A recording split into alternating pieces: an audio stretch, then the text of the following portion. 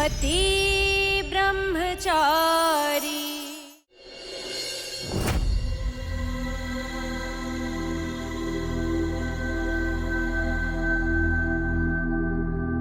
रिया, शादी के बाद ना अपने पति के कान खींच के रखना, क्योंकि मर्दों को अपनी पत्नी का दर्द नहीं बल्कि दूसरी औरतों की तकलीफ ज्यादा नजर आती है।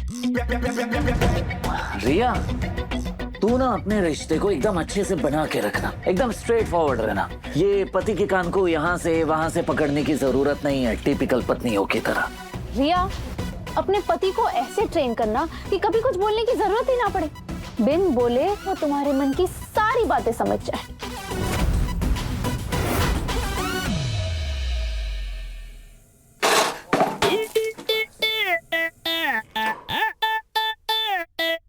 मम्मी जी को पता चला तो मेरा ये हाथ भी जला देंगी।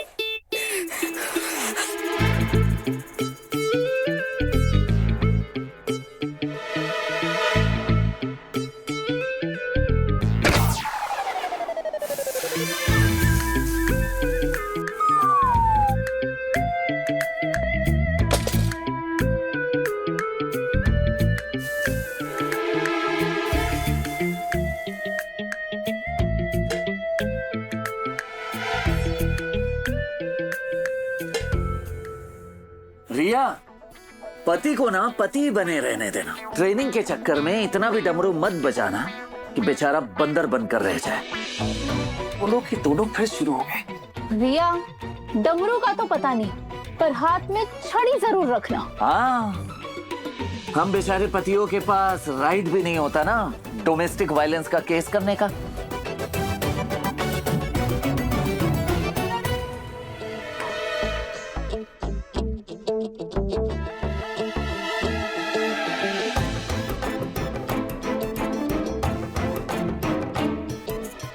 गर्म पानी। पट्टी तो कर दी है मैंने भाभी। आप ऐसा करिए, इसे यही रहने दीजिए।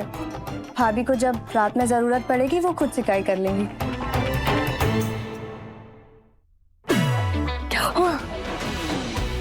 अच्छा, तो तुम्हारे कहने का मतलब है मैं बुरी पत्नी हूँ, है ना? अरे नहीं नहीं, आप अपनी खुद की तारीफ क्यों कर रही हैं? मैंने ऐसा कब कहा? मैंने कहा हा?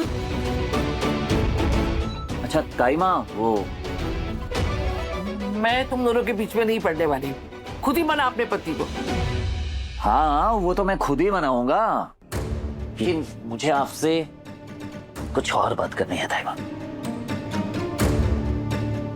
वो जब आज अवनी और मैं मंदिर से वापस लौट रहे थे तो अवनी ने बताया जब उसकी बहन प्रेग्नेंट थी तो कैसे उसकी माँ उसकी बहन के लिए मेवे के लड्डू बनाया करती थी। बेचारी उसकी माँ तो यहाँ है नहीं, अगर आप अवनी के लिए मेवे के लड्डू।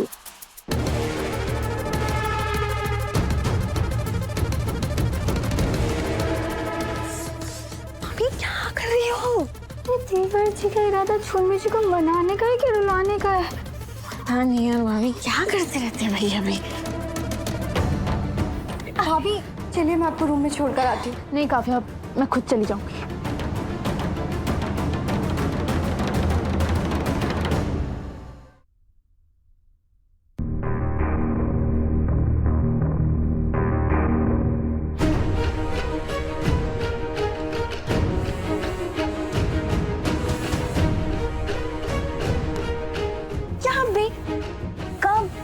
क्या बोलना होता है, कब समझोगे आप? मेवे के लड्डू, मेवे के लड्डू। हाँ, वो मेवे के लड्डू अवनी के लिए। क्या अवनी, क्या जरूरत थी इसे बोलने की?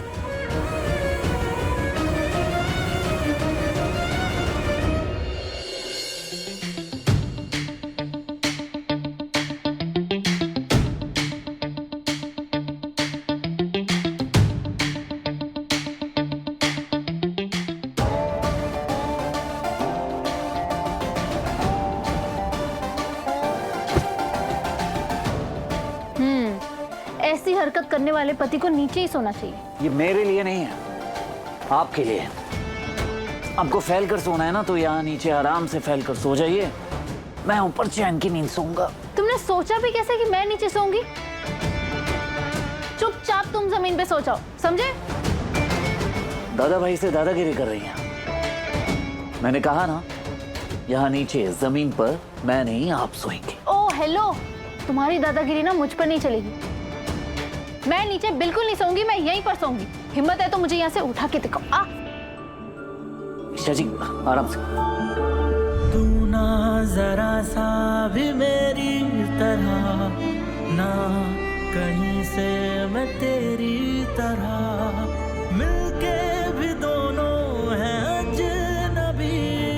कैसी है ये दास्तां, ये दास्तां।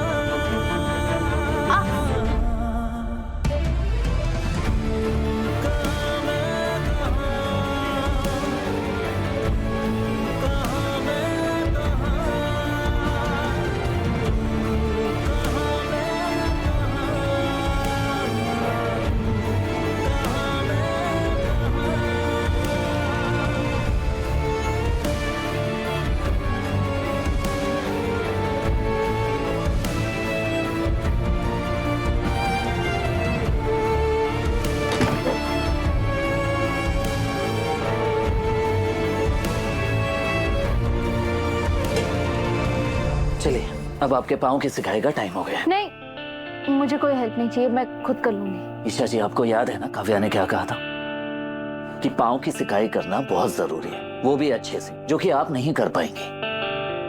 सूरज मैंने कहा ना, मैं खुद कर लूंगी, जाओ। ईशा जी मुझे करने दीजिए। चुप बस। मैं आज भी वही जिद्दी ब्रह्मचारी हूँ जिसके आगे आपकी भी नहीं चलती। तो बहस बंद कीजिए और चुपचाप बैठे रहिए और मुझे पाँव की सिकाई करने दीजिए। हाँ ठीक है, इतना ही सेवा करने का शौक है तो करो सेवा। मुझे क्या, मुझे तो आराम ही मिलेगा ना।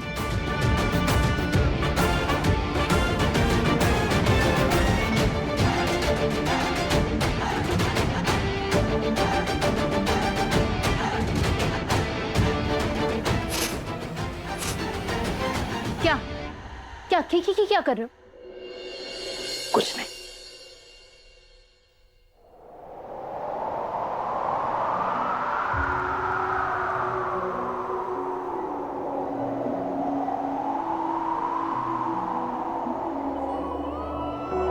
तू ना जरा सा भी मेरी तरह, ना कहीं से मैं तेरी तरह, मिलके भी दोनों है अजनबी। सूरज, मुझे मेरा पुराना वाला सूरज लौटा दो, ये दादा भाई नहीं। ये दास्तां,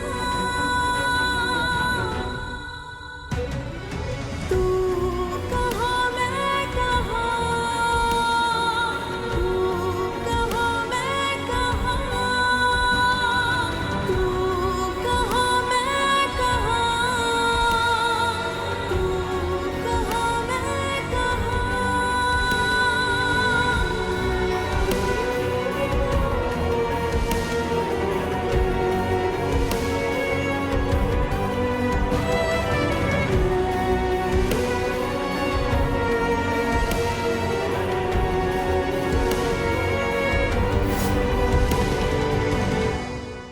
पति ब्रह्मचारी शाम 7 बजे दंगल टीवी पर।